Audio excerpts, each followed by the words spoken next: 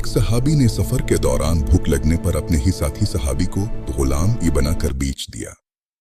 और जब ये बात नबी करीम तक पहुंची तो अब का रद्द-अमल ऐसा था कि ये वाकया सहाबा के दरमियान मुद्दतों याद रखा गया। ये इब्तिदाई इस्लाम का जमाना था जब सहाबा तिजारत और दावत के लिए सफर किया करते थे।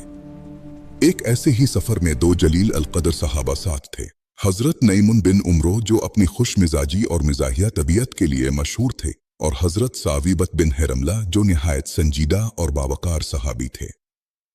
सफर शुरू होने से पहले हजरत अबू बकर सुद ने खाने पीने के सामान की जिम्मेदारी हजरत साउबत को सौंपी थी। रास्ते में हजरत नईमिन को शदीद भूख लगी तो उन्होंने खाना मांगा, मगर हजरत साउबत ने साफ कहा, जब तक अबू बकर वापस नहीं आते मैं अमानत में से कुछ नहीं दे सकता। बस फिर किया था। हजरत नईमिन ने मजाकना बदला लेने का फैसला कर लिया। वो करीब के एक कबीले के पास गए और कहा, मेरे पास एक गुलाम है, बहुत अच्छा काम करता है, खरीदना हो तो खरीद लो। बस एक बात याद रखना, ये कहेगा कि मैं आजाद हूं, मगर उसकी बात पर यकीन मत करना। कबीला राजी हो गया, सौदा तय हुआ और हजरत नईमिन 10 ऊंट लेकर वापस आ गए।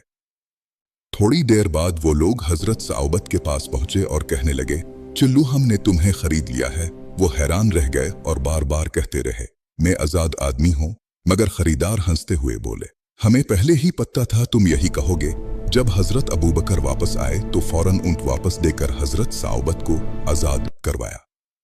और जब यह पूरा वाकया नबी करीम को सुनाया गया तो अब इतना मुस्कुराए और हंसे कि सहाबा 1 साल तक ये वाकया याद करके हंसते रहे।